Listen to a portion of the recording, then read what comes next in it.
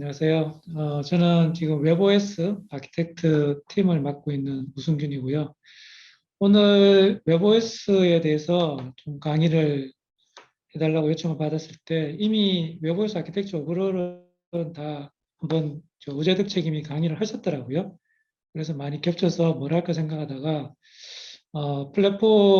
다른 플랫폼하고 웹OS를 비교하고 어떤 특징이 있는지를 좀 말씀드리면 웹보이스를 이해하는데 조금이라도 도움이 되지 않을까 해서 좀 마련을 했고요. 이제 시작하겠습니다. 아, 먼저 제 소개를 드리면 저는 석사는 자연 언어 처리를 했고요. 박사 때는 데이터베이스를 전공했습니다. 저때 석사 때 자연 언어 처리는 그때는 AI를 이용하지 않고 룰 베이스 기법으로 그때 자연 언어 처리를 했거든요. 저 자연어 처리를 지금까지 계속하고 있었으면 아마 이 자리에 없지 않았을까 하는 좀 생각도 가끔 들기도 하고요. 그 다음에 이제 박사는 데이터베이스를 했고, LG전자에서 학위 파견을 나갔다 왔어요. 그래서 LG전자에서 디렉티비라고 미국의 위성 그 스트리밍 방송이 있잖아요. 거기 셋탑박스를 만들었는데 그때 어드밴스드 프로그램 가이드라는 그 TV 프로그램 저장하는 그 엔진이랑 DB를 그때 만들었고요. 그 다음에 잠깐 이제 벤처로 해서 나갔다가 그때는 직접 DBMS를 만들었습니다. 그래서 메모리 기반의 DBMS를 만들었고, 그리고 피처폰에 들어가는 DB도 만들었고요. 그래서 뭐 LG나 삼성 피처폰에 제가 만든 DB가 이제 동작이 되고 있었는데 스마트폰이 나오면서 피처폰이 사라졌잖아요. 그래서 다시 LG전자로 복귀를 해서 2013년도에 LG가 웹OS를 인수를 했습니다. 그래서 이제 TV부터 그 플랫폼을 적용하기 시작했고 그 13년 초창기부터 웹OS 개발에 참여했고 현재는 아키텍트 역할을 하고 있습니다. 그래서 먼저 그러면 아키텍트가 뭔지 어떤 역할을 하는지도 좀 궁금하실 것 같아서 목차는 아키텍트 역할 소개부터 해서 웹OS 아키텍처 오버뷰하고 플랫폼 비교 그리고 웹OS는 어떤 특징이 있는지 그걸 좀 말씀드리고 마무리하는 걸로 하겠습니다. 이 그림은 이미 많이 보셨을 텐데요. 여기서 오른쪽에 제가 엔지니어링이라고 마킹을 해서 여러 가지 내용을 넣어놨는데 여기에 아키텍트가 있습니다. 그 엔지니어링 부분은 실제로 어떤 코드를 만들어서 플랫폼을 개발하지는 않지만 플랫폼 개발에 같이 참여해서 여러 가지 지원이나 협력을 하는 그러한 역할을 하는 사람들이 되겠고요. 첫 번째로 프로그램 매니저는 일정이나 플랫폼 개발하면서 나오는 이슈, 문제점을 관리하는 그런 사람들이 되겠고, 프로덕트 매니저는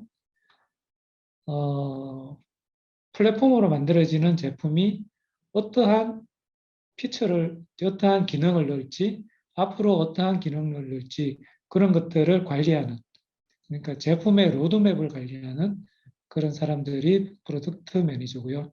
아키텍트는 물론 설계를 하는 사람들이고, SCM은 소스 코드 매니저라고 해서 여러 가지 이런 수많은 컴포넌트들이 개발됐고 그 개발된 걸 잘 관리를 해야 되는 그런 역할을 하는 사람들이 SCM이고 그다음에 검증, 테스트를 해서 이 개발된 플랫폼이 제대로 동작하는지를 검증하는 사람들이 S-나 QE가 되겠고 그리고 오픈소스를 많이 쓰니까 오픈소스를 규제대로 제대로 쓰고 있는지 그리고 좀 전에 이제 박 의원님이 얘기하신 시큐리티 디벨롭먼트 라이프 사이클 제대로 보안을 지켜가면서 개발되고 있는지 이런 것들을 검증하는 사람들이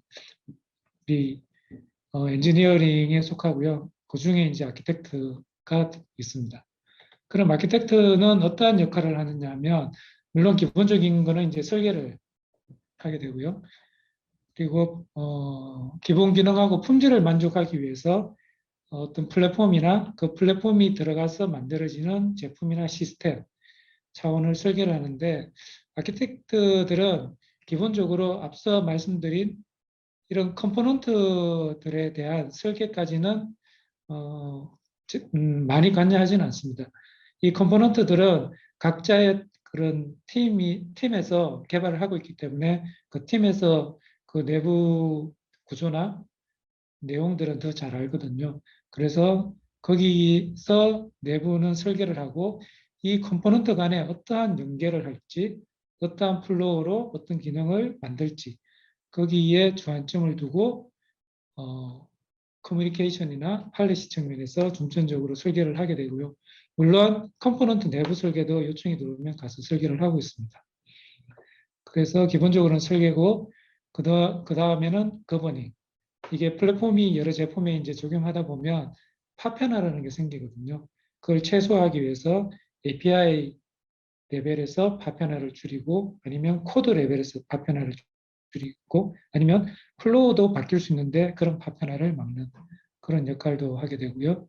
그리고 앞으로 어떠한 기술이 다가올 테니까 그걸 변화를 감지를 해서 현재 플랫폼에 어떠한 기술 요소를 이제 넣는다든지 그런 걸 논의하고 방향을 제시하는 그런 역할을 하고 있습니다.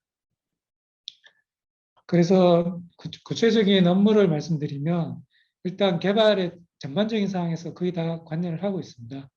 먼저 요구사항을 수집하면 그 요구사항에 대해서 정리하고 소프트웨어 리퀘어먼트 스페시피케이션이라고 해서 SRS 작성하는 것도 지원하게 되고요.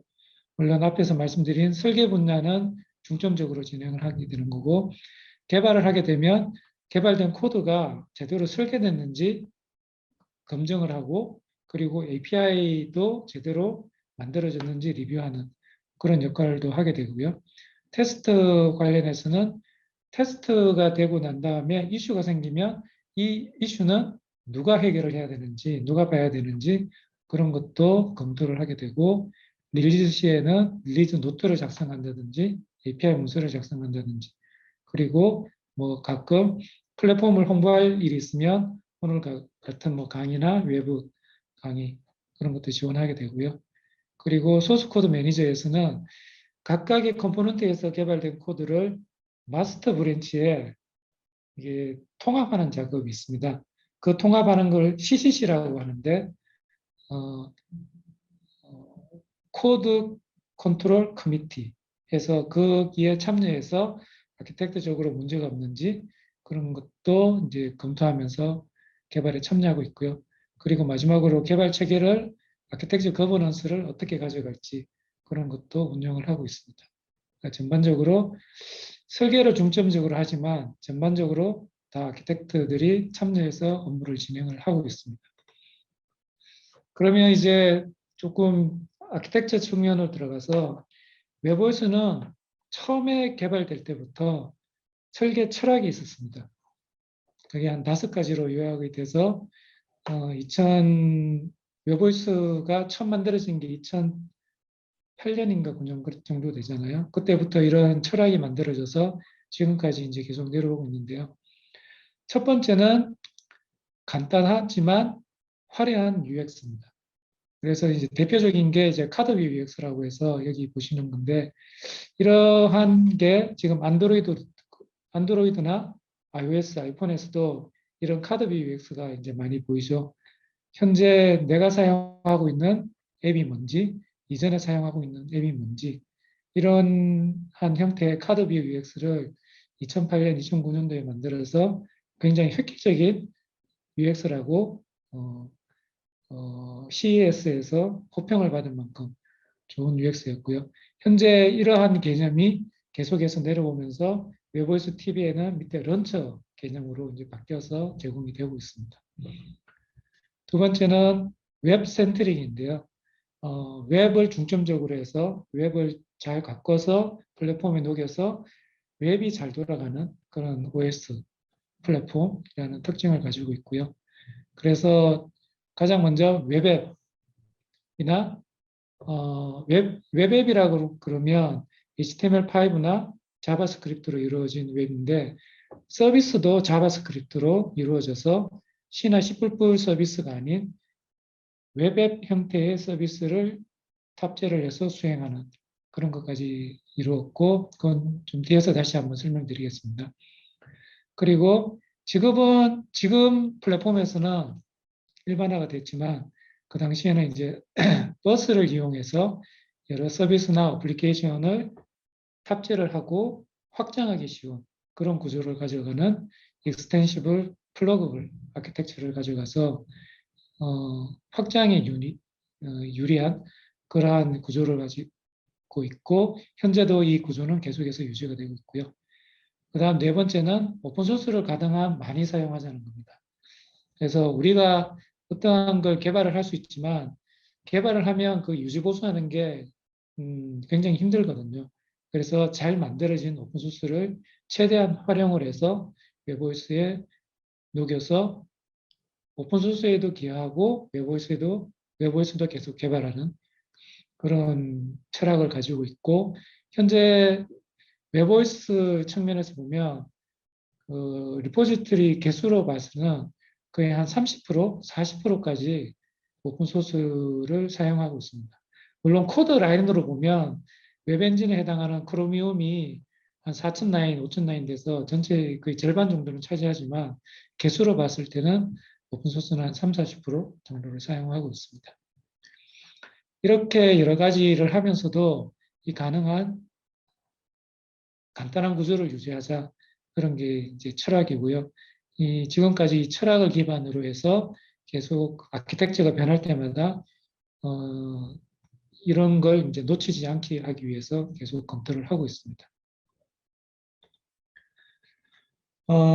아키텍처는 몇 가지 좀 보여드리면 첫 번째는 레이어드 뷰인데 이거는 이제 많이 보셨을 것 같고요. 이 그림을 이제 그리게 된 배경은 첫 번째 어떠한 레이어가 있는지 그걸 이제 보여드리기 위한 건데 첫 번째는 커널하고 BSP. 커널은 기본적으로 이제 리눅스 커널이고요. BSP는 이 커널이 올라가는 어떠한 칩이나 시스템이 기본적으로 동작하기 위해서 제공해야 되는 보드 스포트 패키지에서 이런 것들이 있어야지 그 칩이나 하드웨어가 동작이 되는 그런 레이어가 돼서 하드웨어에 가까운 레이어라고 보시면 되고요. 그 다음에 베이스 컴포넌트는 코어 레이어라고도 하는데 여기에는 기본적인 라이브러리나 오픈소스들이 들어있습니다. 그래서 밑쪽에 하드웨어에 제공하는 걸 이용하면서 기본적인 라이브러리. 그 외부에서는 욕토를 많이 사용해서 욕토에서 사용하는 그 라이브러리들이 베이스 컴포넌트에 해당한다고 보시면 되고요.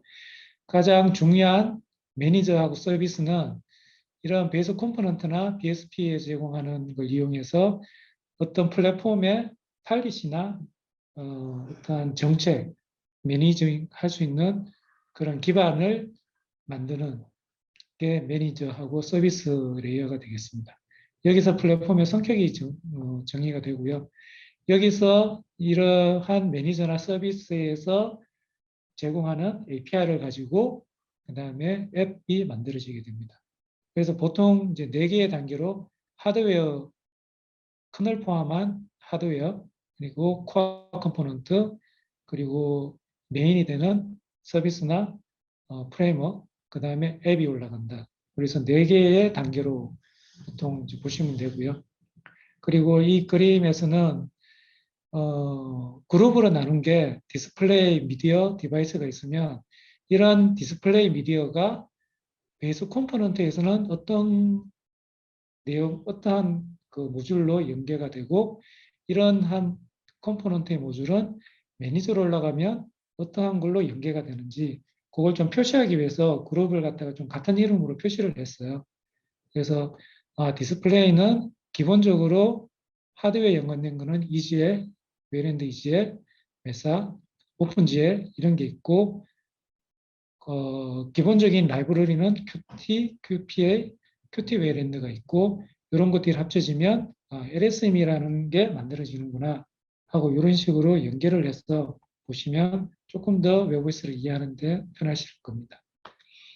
여기는 이제 레이어 뷰를 이제 말씀드린 거고, 좀 전에 말씀드린 것 같이 어떤 버스 중심으로 여러 가지 컴포넌트들이 그런 프로세스로는 어떻게 이게 만들어지느냐, 그런 걸 보려면 다이나믹 뷰라는 걸 이제 보시면 되는데요.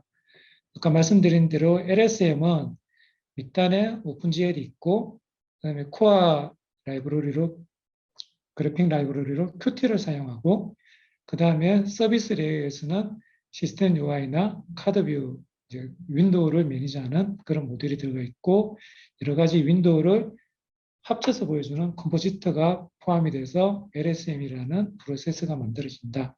이런 식으로 연계해서 보시면 되고요. 뭐 왬도 밑단에는 웨일앤드 이질이 있고, 웹 엔진 위에 여러 가지 플러그인이 합쳐져서 왬이라는 서비스가 구성이 된다. 그리고 이러한 서비스나 앱들은 루나버스라는 커뮤니케이션 채널을 통해서 연결을 하게 되고, 이런 점선으로 표현된 게 있는데, 점선은 이제 버스를 통한 게 아니고 별도의 채널로 그 연계가 되는 걸 표시한 겁니다.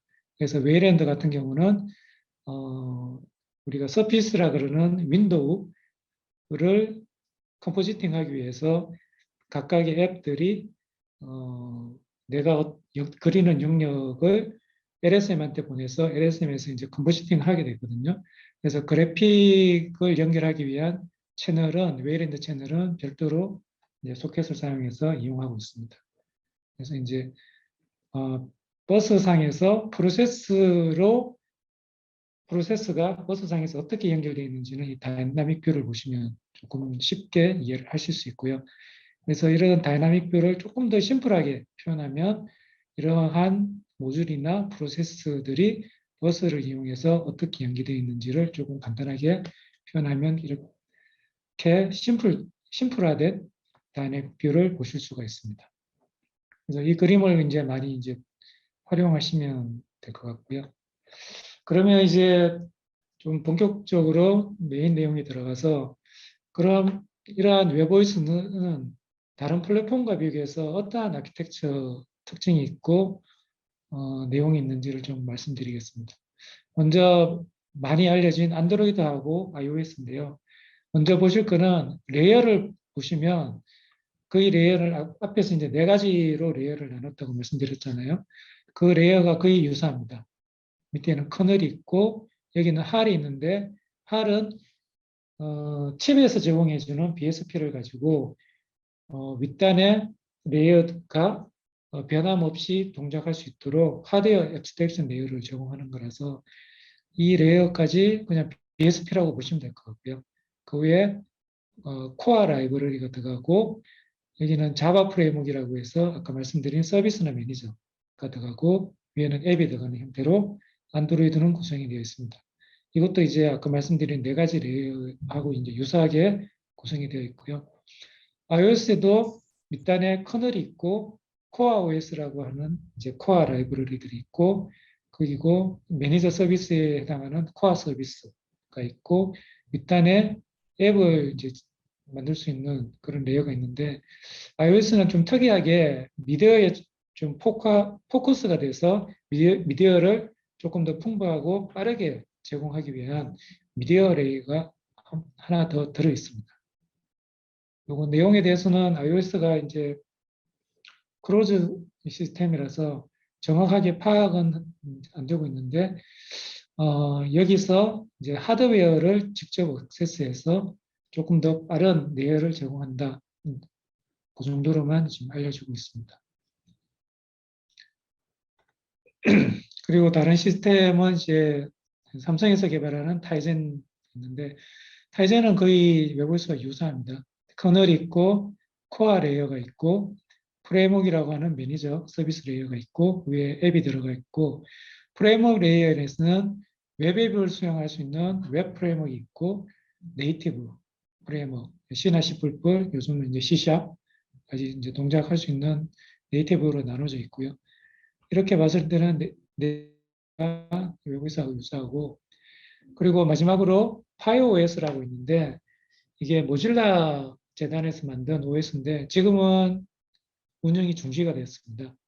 근데 이제 여기서 만드는 게 파이어폭스라고 웹브라우저를 만드는 그 모질라 재단에서 만든 OS였는데 여기는 특이하게 웹 언어로 구성이 되어 있습니다. 그러니까 밑단에 말씀드린 커널하고 코어 OS는 C나 C++로 되어 있는데요. 위에 그 매니저나 서비스에 해당하는 그런 프레임워크는 웹으로 되어 있어서 HTML5나 자바스크립트로 구성이 되어 있습니다. 그리고 당연히 그 위에 올라가는 앱도 이제 웹앱으로 되어 있고요.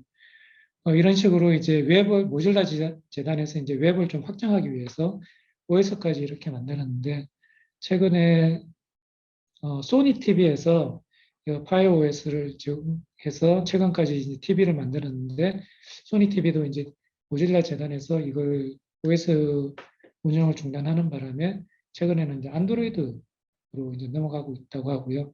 더 이상 이제 좀 웹의 한계라고 볼 수 있는데 이제 좀 성능적인 그런 문제도 있고요. 그리고 웹은 확장성이 좋은데 그 웹 엔진을 뭘 쓰냐에 따라서 웹 앱이 보여주는 게 영향을 많이 받거든요. 그런 것까지 이제 고려해서 더 이상 이제 운영하기가 이제 쉽지 않다고 판단을 내렸기 때문에 파이오S 플랫폼은 중단되는 그런 사태까지 이르렀습니다. 그래서 이러한 여러 가지 이제 플랫폼하고 웹오스하고 좀 비교하고 어떤 특징이 있는지 이제 몇 가지를 말씀드리겠습니다. 먼저 버스에 대해서 말씀드릴 건데 버스는 웹오스는 루나버스라는 거 이제 아마 많이 들으셨을 텐데 웹오스는 루나버스를 쓰고요. 루나버스는 딥버스를 성능을 개선해서 만든 게 루나버스고 타이젠은 딥버스를 사용하고 있습니다. 근데 이제 딥버스가 성능이 문제가 돼서 몇 년 전에 KD버스라고 커널 레이어의 딥버스가 나왔거든요. 그래서 최근에 타이젠이 이 KD버스로 이제 갈아타는 시도를 하고 있고, 오픈된 타이젠을 보면 일부 그 워치라든지 그런 데는 적용을 한 것 같아요. 근데 아직 제품까지는 적용을 하지 않고 아마 이제 확대 적용을 이제 해가는 그런 상황인 것 같고요. 안드로이드는 바인드라는 버스를 사용하고 있고 iOS는 자체 만든 XPC라는 버스를 사용하고 있습니다. 이게 버스가 RPC 메커니즘이라고 해서 프로세스 간의 통신을 맡고 있는데 버스랑 RPC랑 좀 차이가 있습니다. 우리가 이제 RPC라 그러면 소켓이나 메시지 큐 이런 걸로 해서 프로세스하고 데이터를 좀 주고받는 그런 역할을 한다고 보고 있는데 버스 이제 플랫폼에서 사용하는 버스하고 좀 차이가 혹시 뭔지 아시겠습니까? 그게 한마디로 말씀드리면 버스 에즈 서비스, 통신도 서비스화하는 겁니다. 그래서 버스라는 용어가 저는 좀 안 맞다고 생각하는데 그냥 메일이나 우편 이런 걸로 생각하면 좀 이해가 쉬우실 건데 기존의 RPC는 두 개의 프로세스가 연결된 상태에서 그 채널을 통해서 데이터를 주고받는 그런 역할을 해서 두 개의 주고받는 상대방이 연결된 상태가 이루어져야 되는데 우리가 이제 버스라고 하는 거는 우편을 생각하면 나는 편지 봉투에 우표를 붙이고 주소를 쓰고 이런 프로토콜을 맞춰서 우체국에 주면 우체국이 상대방을 찾아서 그 편지를 전달하잖아요. 그래서 우체국은 그런 서비스를 하는 거죠.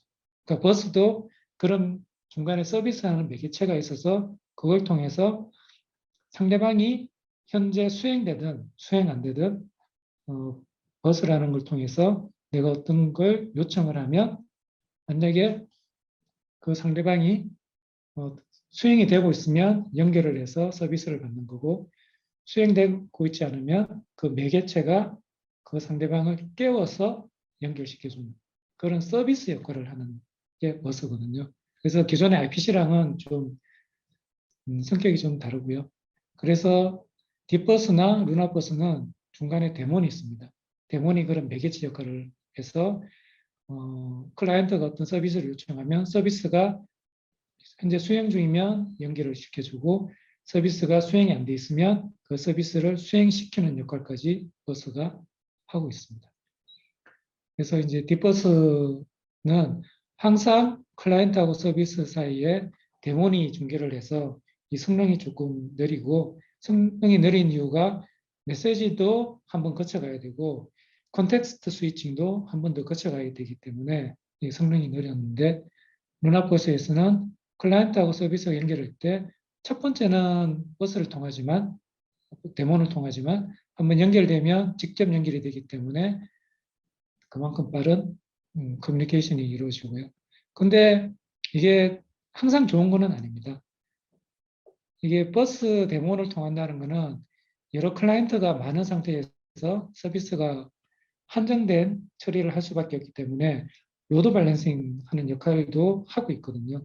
근데 이제 우리가 인베디드 환경에서는 그러한 상황이 많이 발생이 되지 않을 수 있으니까 바로 클라이언트하고 서비스를 연결하더라도 사용자 인터랙션에 의해서 발생하는 그런 커뮤니케이션은 우리가 서버에서 생각할 수 있는 많은 클라이언트들이 하나의 서비스에 집중되는 그런 상황은 없기 때문에 인베디드 환경에서는 바로 연결해도 크게 로드 밸런싱 문제는 생기지 않겠다.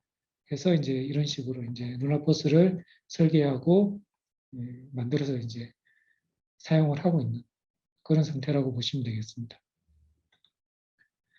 그 다음은 이제 그래픽 비교인데 그래픽에서는 이제 서피스 매니저라고 해서 서피스라고 하면 이제 윈도우로 생각하시면 되는데 그 윈도우의 우선순위하고 이 우선순위가 우리가 화면에 나타날 때 어떠한 형태로 나타나는지 컴포지팅에서 중첩된 상태를 보여주는 그런 걸 관리하는 매니저가 되겠는데요. 웨보이스에서는 LSM이 그 역할을 하게 되고요. 타이젠은 X11을 기반으로 해서 EFL이라는 라이브러리를 사용해서 타이젠에서는 그래픽 서브 시스템을 만들어서 사용하고 있습니다.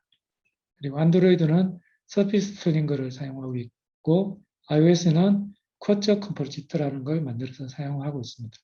근데 이 역할이 다 동일하다고 보시면 되고요.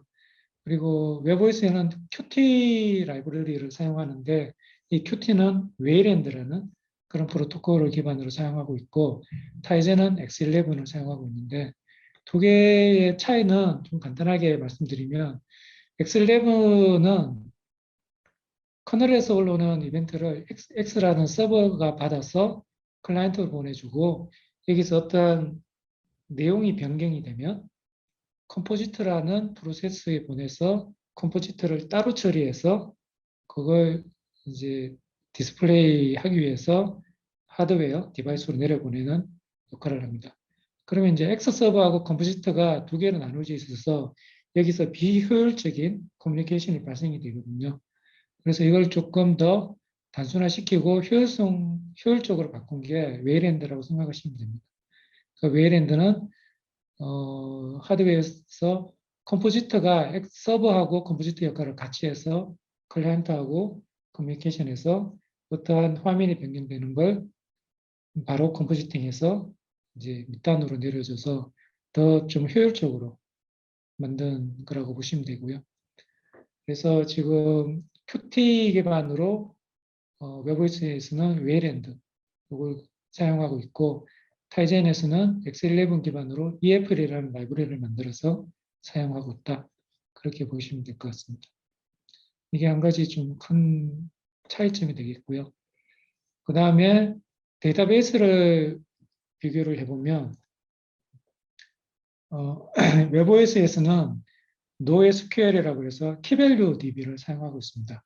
그리고 안드로이드나 뭐 iOS 타이젠에서는 SQLite라는 SQL 기반의 DB를 사용하고 있고요. 이게 웹OS에서 키밸류 DB, NoSQL을 사용하게 된 배경은 웹에서 이런 형태를 좀 많이 사용하고 있고 예전에 인베디드 쪽에서는 뭐 대량의 데이터를 관리하거나 어떠한 불특정 어떠한 사용자가 원하는 쿼리 이런 것들이 좀 필요 없다고 보고 어떠한 연관되는 어떠한 키워드에 대해서 연관되는 걸 많이 뽑아주는 그런 데 좀 주안점을 맞췄습니다. 그래서 우리가 이제 처음에 이제 웹오스가 적용된 게 폰이었잖아요. 폰에서도 어떠한 개인에 의해서 연관되는 주소록이라든지 메시지 그런 것들을 뽑기에 좀 편한 게 NoSQL이라고 보고 현재도 NoSQL DB는 연관된 내용을 검색하는 데는 그 SQL보다 좀 빠르다고 알려져 있어서 그때 이제 그걸 사용을 하게 됐고요. 근데 이제 이걸 이제 사용하다 보니까 약간의 지금 불편함, 문제점이 있어서 그걸 갖다가 계속해서 보완해 나가면서 사용을 하고 있습니다. 첫 번째는 이제 SQLite 같은 경우는 서버, 이제 클라이언트 서버 형태가 아니고 라이브러리 형태라서 어떤 앱이나 서비스에 포함이 돼서 그게 이제 DB를 구축할 수가 있는데 이렇게 하니까 앱이나 서비스가 그 DB를 구축하니까 그, 그 앱이나 서비스 이외에는 접근을 할 경우가 없잖아요.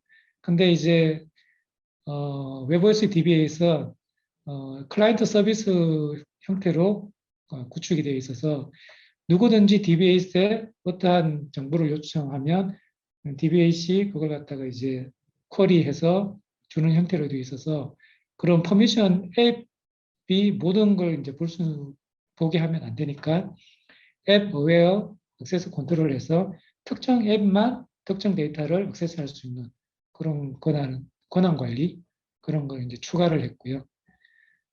그리고 이제 좀 특징적인 게 어떠한 데이터가 변경이 되면 그 변경된 데이터를 원하는 앱이나 서비스한테 노티피케이션을 보내는 그러한 지원도 추가를 했습니다.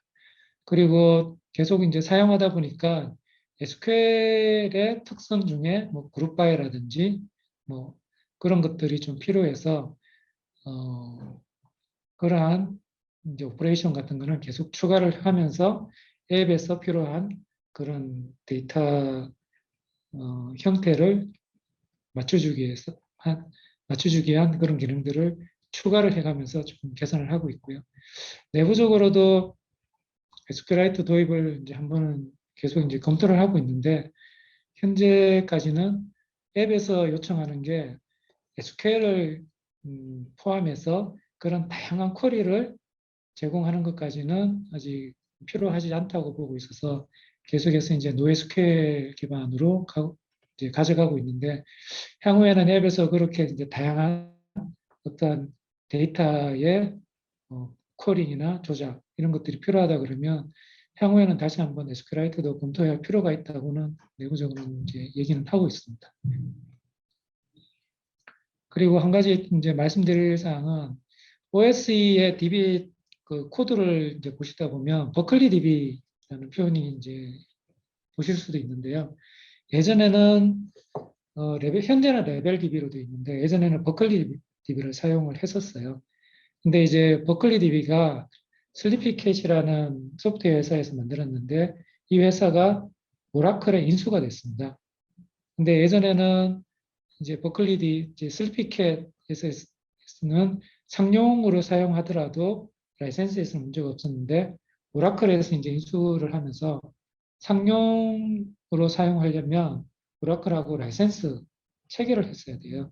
그래서 이제 다른 대안을 찾다가 레벨 DB를 찾아서 그걸 이제 교체를 했고 지금 OS의 그 DBA 코드에는 그런 흔적들이 아직 남아 있는 그런 상태가 되고 있습니다. 그 다음에는 미디어 파이프라인인데요. 미디어 파이프라인을 관리하고 여러 가지 이제 미디어의 폴리시, 우선순위나 미디어에서 사용하고 있는 여러 가지 하드웨어 리소스를 관리하기 하는 매니저가 유미디어 서버라고 있습니다. 여기서 이제 미디어 파이프라인을 관리하는데 이 미디어 파이프라인이 앱에서 여러 가지 그 미디어 소스를 플레이백 하잖아요. 예를 들어서 우리가 이제 웹브라우저에서 비디오 콘텐츠가 하나만 있을 수도 있고 여러 개가 있을 수 있는데 만약에 두 개가 있다 그러면 그 각각의 미디어 콘텐츠마다 내부적으로 미디어 파이프라인이 형성이 됩니다.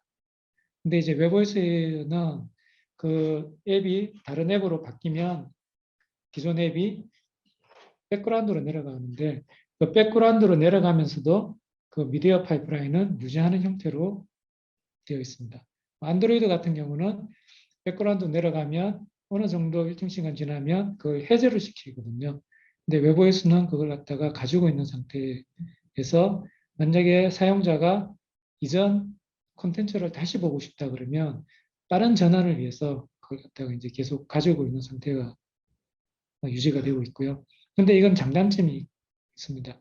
안드로이드는 그걸 해제를 하게 되면 다른 어떤 미디어를 볼 때 그 리소스나 뭐 메모리 같은 걸 충분히 확보된 상태에서 빠른 이제 수행이 가능한데 웹OS에서는 그걸 해제를 하고 다른 앱을 띄우기 때문에 그런 측면에서는 조금 느린 측면이 있는데 사용자들이 보통 이제 TV 같은 데 패턴을 보면 새로운 걸 계속 한다기보다는 특정한 앱이나 서비스를 계속 반복적으로 하는 경향이 이제 많아서 이런 식으로 이제 팔리시를 잡아서 적용을 한 상태고요. 이거는 이제 어떠한 다른 제품을 만든다. 그러면 그런 팔리시를 갖다가 좀 바꿔가면서 거기에 맞는 제품에 맞는 그런 것을 이제 유용하게 이용을 할 수도 있을 것 같습니다. 그래서 현재 팔리시는 백그라운드로 가더라도 파이프라인을 유지하면서 향후에 다시 이제 전환되더라도 빠른 미디어 재생이 가능하도록 하는 그런 정책을 사용하고 있습니다. 그 다음 특징으로는 웹앱 매니저인데요. 웹앱 매니저는 웹앱이라고 해서 HTML5나 자바스크립트로 만들어진 앱을 수행할 수 있는 런타임으로서 웹앱 매니저를 가지고 있다는 게 하나의 특징이 되는데 뭐 그러면 기존에 뭐 타이즈나 안드로이드에서는 웹앱을 수행할 수 없냐? 물론 할 수 있는데 거기서는 어떠한 이제 이런 웹앱 런타임을 가지고 있다기보다는 그 웹앱이 하나가 어떤 시스템 앱으로 해서 수행이 되는 그런 형태고요. 웹OS에서는 웹앱 매니저를 통해서 여러 개의 앱을 여러 개의 웹앱을 하나의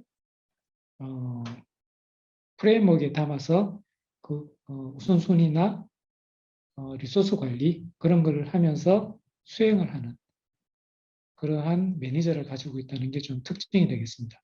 그래서 하나의 웹앱 매니저를 통해서 여러 개의 앱이 수행될 수 있고 뭐 백그라운드, 포그라운드 그걸 조정하면서 백그라운드로 내려간 앱을 서스펜드 시킨다든지 아니면 백그라운드에서도 계속해서 수행한다든지 그런 걸 조정할 수 있는 그런 런타임이 웹앱 매니저 WAM이 되겠고요. 그래서 이 웹앱을 컨트롤할 수 있는 이런 런타임이 다른 플랫폼이 또 이제 다른 플랫폼에는 없는 상황이라서 AGL이라는 오토모티브 그레이드 리눅스가 있습니다. 리눅스를 자동차용으로 지금 만들고 있는 그러한 컨소시엄인데요. 여기서는 기존에 이제 네이티브 앱만 수행을 했다가 웹OS에서 이러한 좀 시스템의 리소스를 조금 적게 쓰고 웹앱을 좀 최적화해서 돌릴 수 있는 프레임워크가 있다고 해서 그걸 이제 AGL하고 협의를 해서 현재 이 웹앱 매니저가 AGL에 탑재돼서 AGL에서 웹앱을 돌릴 수 있는 프레임워크로 지금 사용이 되고 있습니다. 그래서 이제 웹앱 매니저가 한 가지의 이제 웹OS의 특징이 되겠고요. 그리고 이제 가장 이제 좀 중심이 되는 웹 센트릭한 특징으로서는 이넥트하고 자바스크립트로 서비스를 만들 수 있다는 특징이 되겠고요. 이넥트는 예전에는 엔유라고 해서 만들어졌는데 이제 최근 한 3, 4년 전에 페이스북에서 만든 리액터라고 있습니다. 리액트를 기반으로 그 웹앱 프레임워크를 새로 만들어서 이넥터라는 이름으로 지금은 사용을 하고 있는데요. 이 이넥트 프레임워크는 많이 아시는 뭐 앵귤라.js나 jQuery 그런 데 해당하는 웹앱을 만들 수 있는 프레임워크가 되겠습니다. 여기서는 이제 기본적으로 웹앱을 수행할 수 있는 기본적인 이제 컴포넌트나 이러한 이제 UI 컴포넌트를 포함해서 웹앱을 쉽게 개발할 수 있는 그런 환경을 제공하고 있고요. 이렇게 해서 지금 왬 위에 이넥트 프레임워크가 올라가고 이 이넥트 프레임워크를 이용해서 웹앱을 개발하는 형태로 이용을 하고 있고 웹오이스는 이넥트 프레임워크뿐만 아니고 아까 뭐 jQuery 이런 것도 다 이제 지원을 해서 거기에서 만들어진 웹도 수행이 되고 있고요. 근데 이제 이넥트 프레임워크는 웹오이스에 조금 더 최적화해서 수행될 수 있는 우리가 이제 자체적으로 만든 프레임워크라고 그런 이제 장점이 있고 조금 더 최적화해서 돌아갈 수 있다.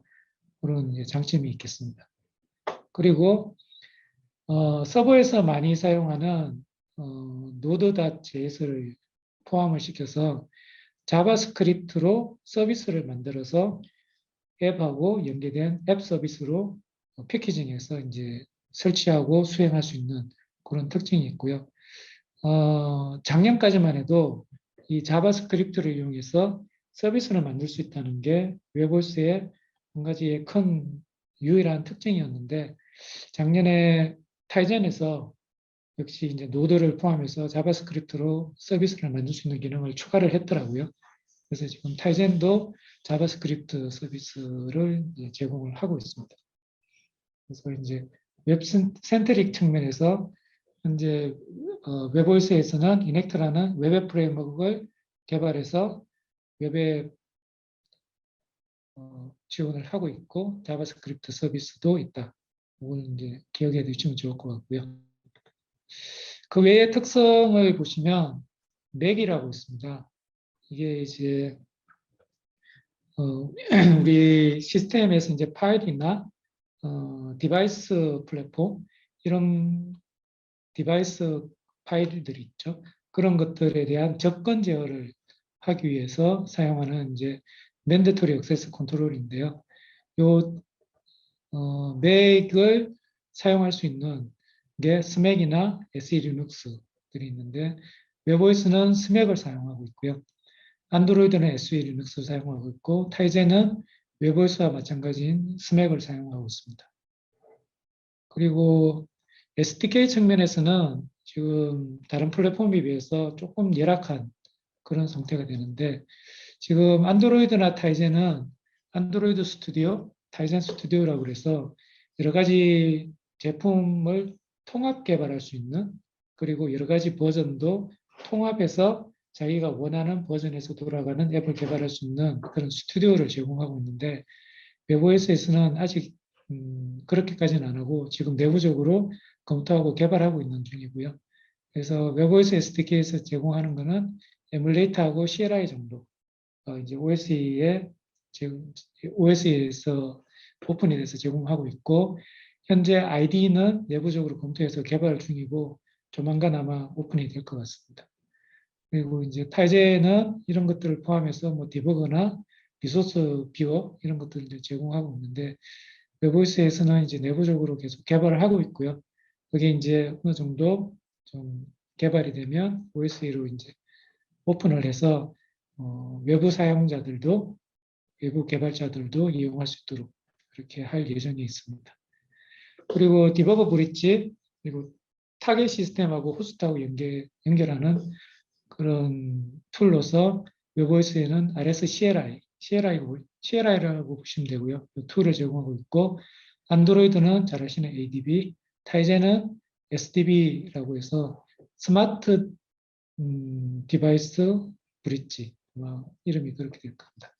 그걸 제공하고 있습니다. 그리고 지원하는 어느 측면에서도 웹오이스가 좀 한계가 있는데요. 앞에서 말씀드린 웹, HTML5나 자바스크립트로 만들 수 있는 거 있고 내부적으로 우리 시스템 UI는 이제 QML을 많이 사용하고 있습니다. 기본적으로 그래픽 라이브러리가 Qt인데 Qt에서 제공하는 마크업 랭귀지가 QML이거든요.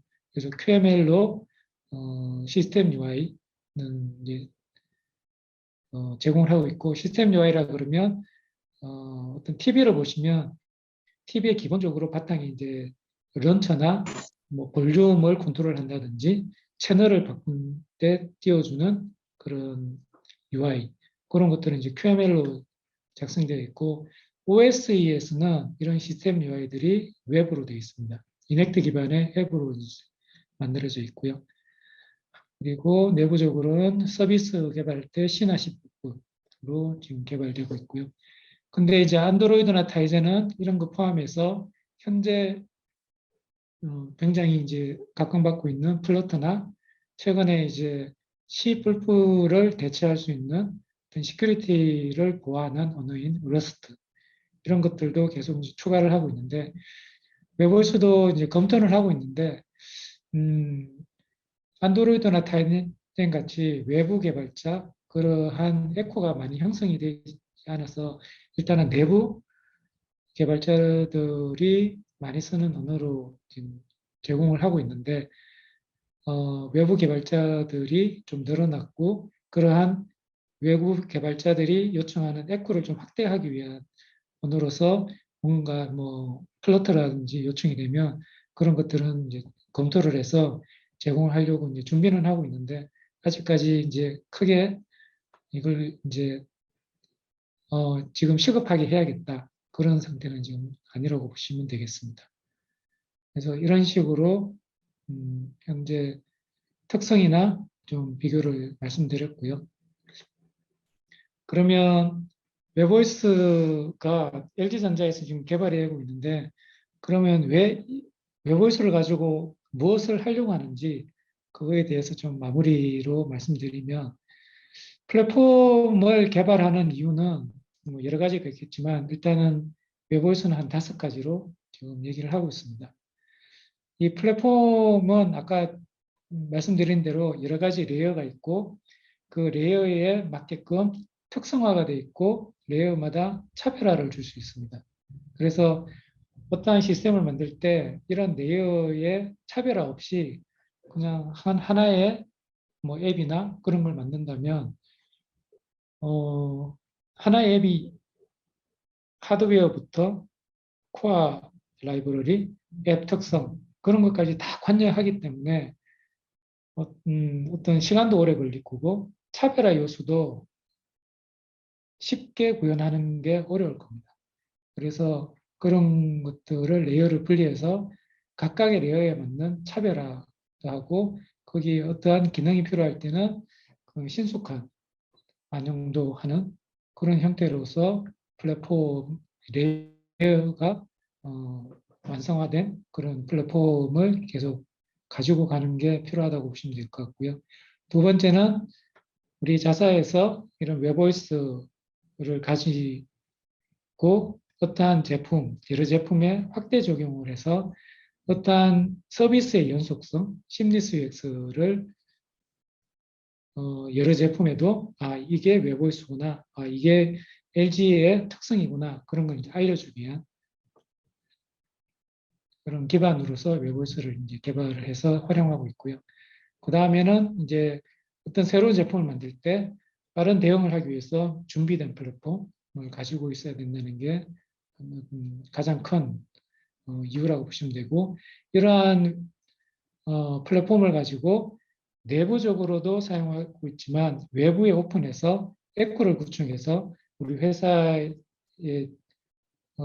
회사뿐만 아니고 외부에서도 이걸 확대를 해서 적용을 하는 게 있고, 이 레이어별로 이 플랫폼을 잘 구축해 놓으면 SOC가 변경이 필요하면 그 SOC가 웹OS에서 필요하는 그런 레이어만 맞춰주면 SOC도 다른 SOC도 충분하게 변경이 가능하거든요. 그러한 형태로 외부와의 협력, 그런 것도 구축하기 위한 에코시스템 측면에서도 필요하다고 지금 보이고 있고요. 그리고 이렇게 개발된 앱이 하나의 제품뿐만 아니고 안드로이드 같이 여러 제품에도 사용할 수 있는 그런 측면에서 보면 앱 개발비가 절감이 되거든요. 그러한 이제 비용 절감 측면에서도 플랫폼을 개발하고 유지하는 게 필요하다고 해서 웹OS는 한 5가지 측면에서 필요성이 있고 웹OS를 유지하는 그런 필요성이라고 보시면 되겠습니다. 그리고 이제 마지막으로 이러한 이제 플랫폼의 동향으로 봤을 때 구글하고 iOS는 너무 잘 아시다시피 이런 동향 측면에서 구글은 어떠한 측면에서 플랫폼을 가지고 가냐 봤을 때는 구글은 광고를 포함한 여러 가지 서비스들을 확대 전개해서 거기서 어떤 수익을 얻기 위한 그러한 전략으로 구글은 계속 가고 있습니다. 그래서 최근에는 GMS라 그래서 구글 모바일 서비스 아니면 자동차에 올라가는 가스라 그래서 구글 오토모티브 서비스 이런 것들을 패키지화해서 제품 만들 때 라이센스 비용을 받고 그 이제 탑재하도록 하고 있거든요. 그래서 이제 서비스 기반으로 디바이스를 확대하는 전략을 구글이 하고 있고요. iOS는 기기를 확대하는 그러니까 사용자들이 사용하는 편리한 기기를 확대하기 위해서 이런 서비스들을 제공하는 측면이라고 보시면 될 것 같습니다. 그래서 이제 애플은 기기를 확대하는 그런 측면에서의 플랫폼 전략을 가지고 가고 있는 거고요. 그래서 이런 두 가지 측면에서 봤을 때는 웹OS는 현재 웹OS를 탑재하는 기기를 확대하는 그런 측면에서의 방향성을 가지고 가고 있다고 보시면 되고 거기에 필요한 서비스는 필요한 서비스를 만들어서 같이 이제 통합하는 그런 형태고 OS를 오픈한 목적도 우리 이제 웹OS를 내부적으로 여러 기기에 확대하는 것도 필요하지만 외부에서도 웹OS를 사용하기 위한 어떤 뭐 개인이나 회사가 있기 때문에 거기에 웹OS를 적용을 해서 좀 외부에도 웹OS를 확대하기 위한 그런 걸 하기 위해서 웹OS, OS를 오픈한 거라고 보시면 될 것 같고요. 앞으로 방향성도 내부나 외부의 기기를 확대하는 그런 형태로 웹OS는 계속해서 추진을 할 예정이 있습니다. 네, 여기까지 제가 말씀드렸고 두서없이 뭐 여러 가지 말씀드렸는데 네, 혹시 마지막으로 질문하실 거 있으면 예, 예. 아유, 먼저 바쁘신데 좋은 강의해 주신 부탁드리 다시 한번 감사드리고요.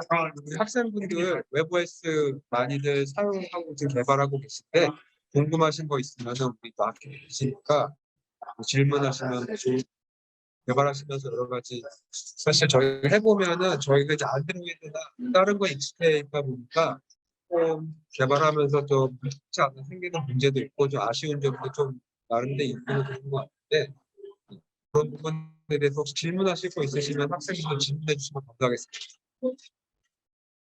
네, 저 질문 있습니다. 네, 네, 이거는 개발 질문은 아닌데요. 먼저 좋은 강의 감사드리고, 또 그 강의 중에 LG 콘텐츠 스토어나 그 스토어에 대해서 많이 얘기해 주셨는데, 혹시 LG 콘텐츠 스토어 아니면은 다른 이름으로 스토어가 활성화돼서 구글 플레이 스토어나 앱 스토어처럼 활발하게 진행될 일정이 혹시 언제인지 알 수 있을까요? 어, 지금 아직 계획은 없고요. 솔직히 말씀드리면 필요성은 있다고 느껴지는데 현재 웹보이스가 전개되는 디바이스를 보면 일단은 내부적으로는 TV 중심이거든요. 그래서 네. TV 중심으로 보면 아직 그렇게 에코가 활성화되어 있지는 않아요. 그리고 TV 사용 패턴을 봤을 때는 어떤 라이브 TV 이외에 요즘은 그 스트리밍 TV, 넷플릭스, 유튜브, 뭐 아마존 이런 것들을 위주로 보기 때문에 폰과 전혀 다른 그러한 사용 패턴을 가지고 있거든요. 폰은 여러 가지 앱이 활성화돼서 우리가 많이 쓰지만 TV는 한정적인 그런 사용 패턴을 가지고 있기 때문에 TV로 봐서 어떠한 콘텐츠 서비스나 그런 것들이 많이 뭐 폰 정도로 필요하지 않겠다.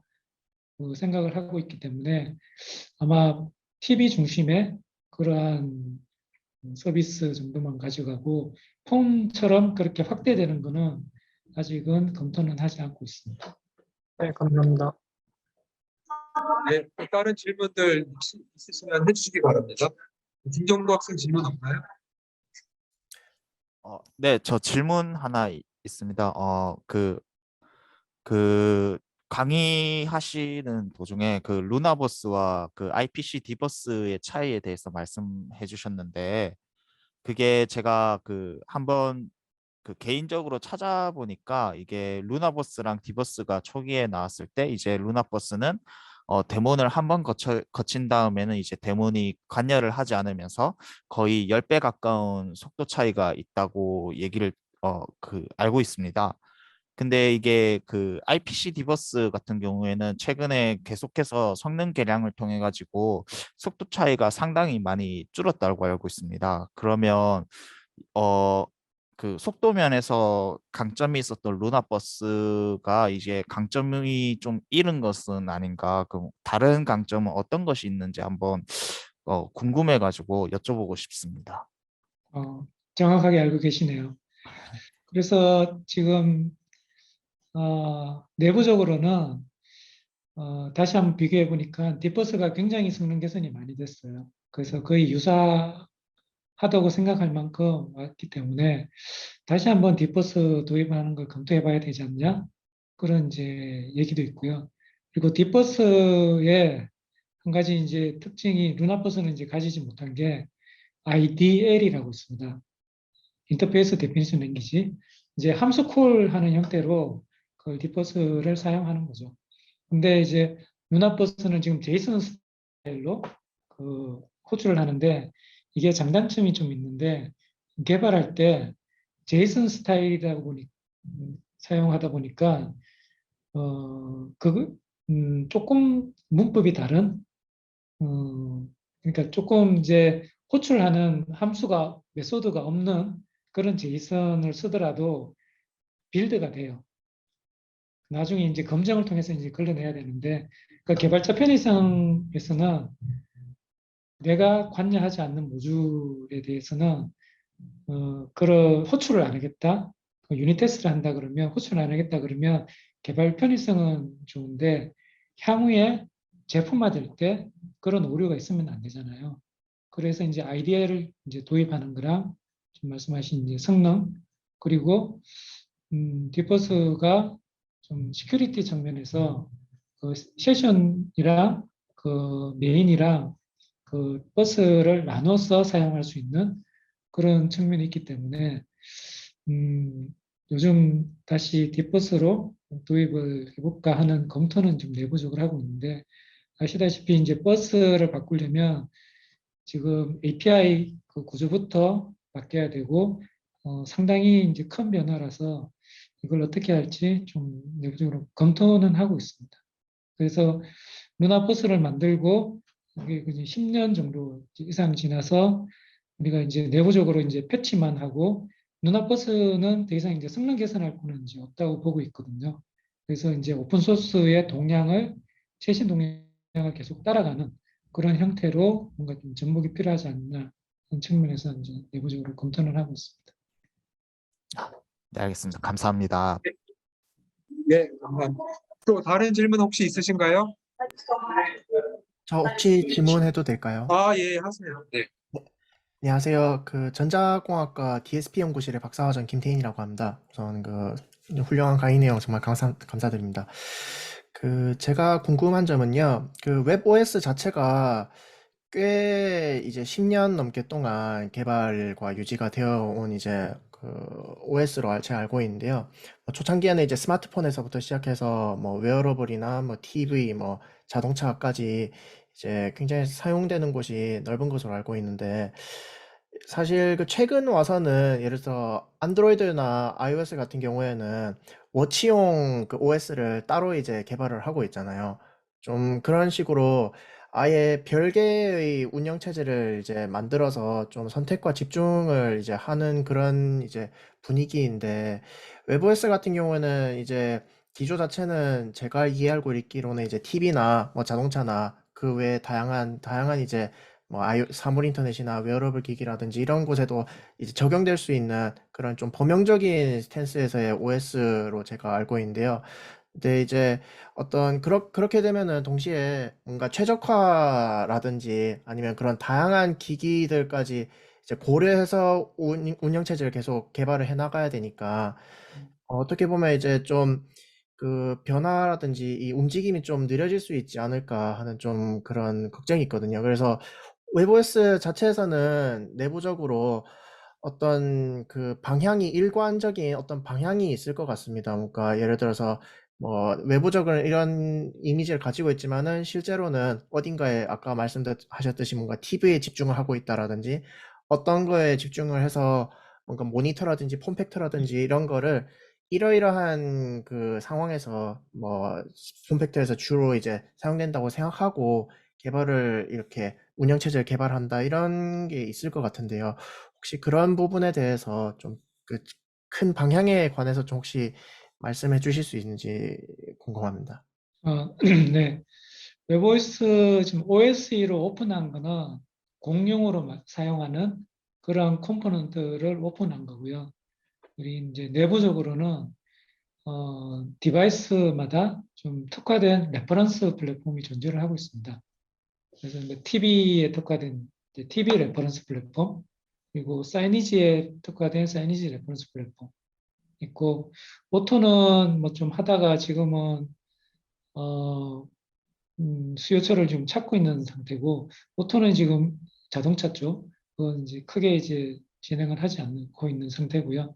그래서 내부적으로는 어떤 레퍼런스, 공용화된 레퍼런스 플랫폼이 있고, 그리고 그걸 기반으로 TV나 뭐 사이니지, 그런 쪽으로 좀 특화된 내용, 그리고 개선한 내용. 그래서 내부적으로는 그렇게 관리를 하고 있고, OSE는 그 공용화된 것을 일부 오픈했다. 그렇게 보시면 되겠습니다. 감사합니다. 혹시 하나만 더 질문 드려도 될까요? 네. 네, 그 이제 저도 그 제가 이제 개인적으로 UI UX에 관심이 좀 많아서 이제 다른 운영 체제들의 디자인 가이드라인을 이제 시간 날 때마다 종종 참고하는 편인데요.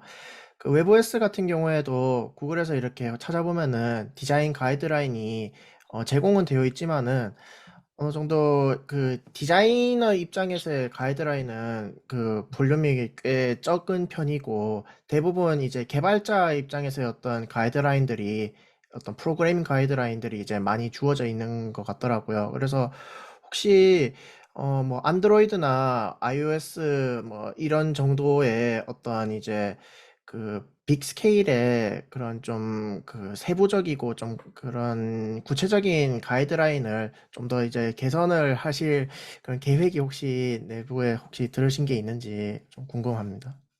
음, 지금은 일단 요청이 오면 그 베이스로 계속해서 추가를 하고 있는 상태고요. 그리고 이제 CDD 뭐 이런 것도 봐도 안드로이드나 타이젠은 방대한 분량이고 그걸 밑받침하는 설계 문서도 많잖아요.